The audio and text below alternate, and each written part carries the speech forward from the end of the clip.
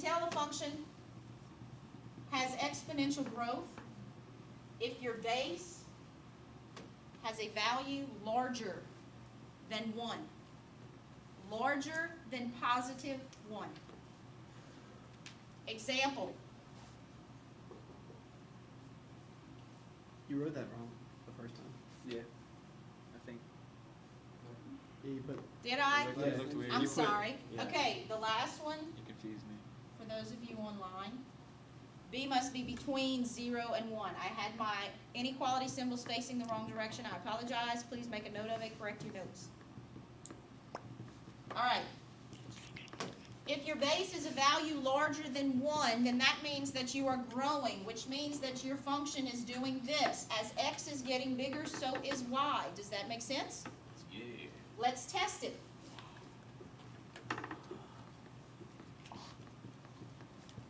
If x has a value of 1, what is the value of y? 2 to the first power. If x has a value of 2, what is the value of y? 2 squared. Yeah. If x has a value of 3, what is y? 9.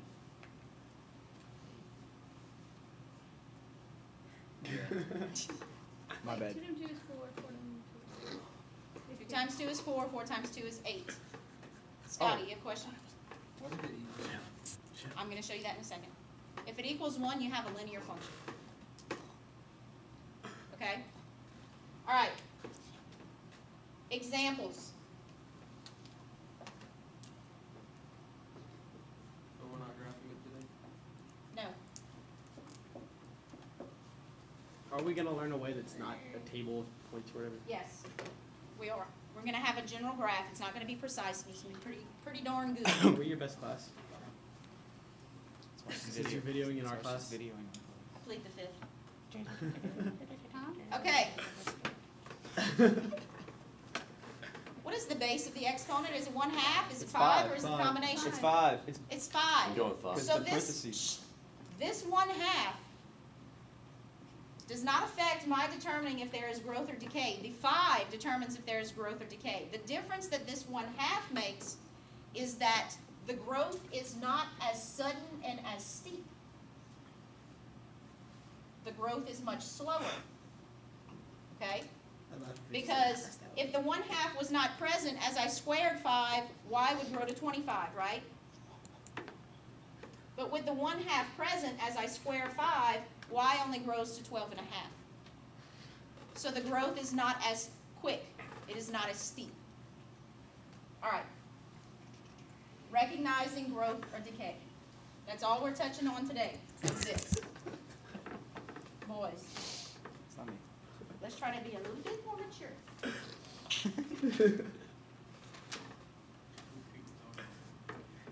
Yeah, I know.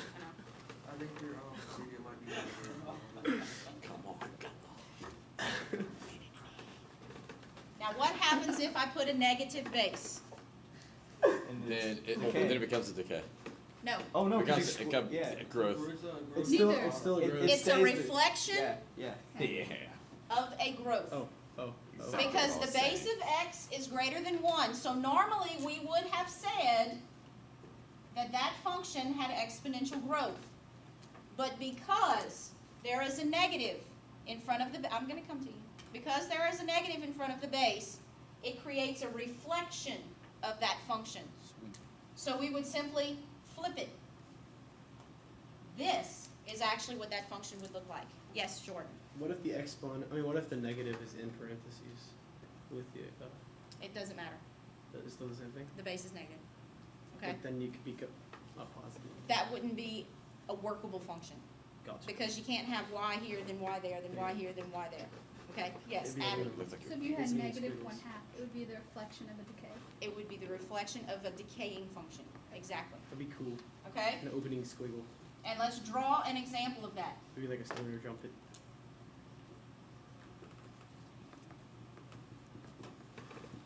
You look and identify, is this growth or decay? A standard function, is it standard growth, standard decay? Because this is less Growth. than 1, it represents decay. This is what our function would have looked like if it was positive. But because the base is negative, It's a reflection of that function, and it actually belongs here. Okay? Does that make it grow? There's no name for that. It's a reflection of an exponentially decaying function. Okay? All right. Everybody got this? All right, now the next part of this section that we're going to touch on, because we're getting into logarithms soon also, which deal with exponents. We're going to be doing a lot of exponents. And everything that we're going to be, the thought process that we're going to be basing all of these things on is this. Watch carefully. We're going to use common sense and be really simple.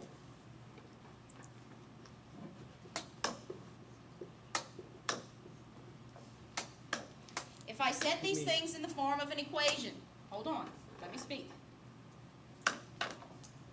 This is the base of an exponent, correct? This is the base of an exponent. They are the same. I am comparing apples to apples. If I say that 2 squared is equal to 2 raised to some power, what must this power be? 2. Yeah. It must be 2. If I say that 3 cubed is equal to 3 raised to some power, what does that power have to be? 2. Cubed. 3. 3 cubed equals 3 cubed. 4 to the 5th power equals 4 to the 5th Fifth. power. The basis of everything that we're going to be doing in the next couple of weeks is making 2. sure that the base on each side of the equal sign is identical. All right? Because once we know that it's identical, then we don't even have to concern ourselves with the base anymore. We're going to concern ourselves with making sure that the exponents are equal. And then we will be able to solve equations based on such. For example,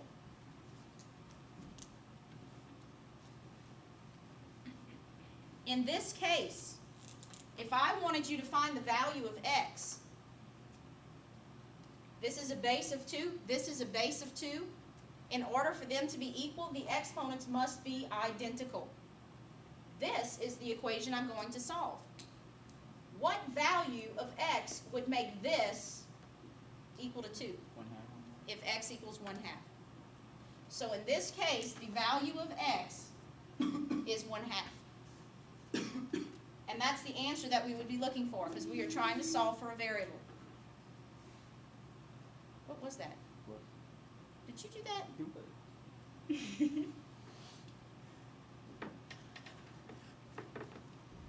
In this second case here, if I asked you to solve for x, you've got to first make sure that you're comparing apples to apples. And once you know that these are the same, then my concern is those exponents must therefore be the same. And that's the equation that I'm going to solve. So the question is, what value does x have to be in order to make that true? 5. X has a value of 5. Whoa. Interesting. It's pretty serendipitous. I agree. In this case, what is the value of x? 4. X has a value of 4. Thank you, Good job, Matt. Matt, for yelling into the Good job, Mr. Judice. That's my name. Okay, now, Miss Allie, yes, if you're mean to us, it's on video so we can like sue you with proof. or I could edit it out. That's perfection. Ha ha ha. You can't abuse your students anymore.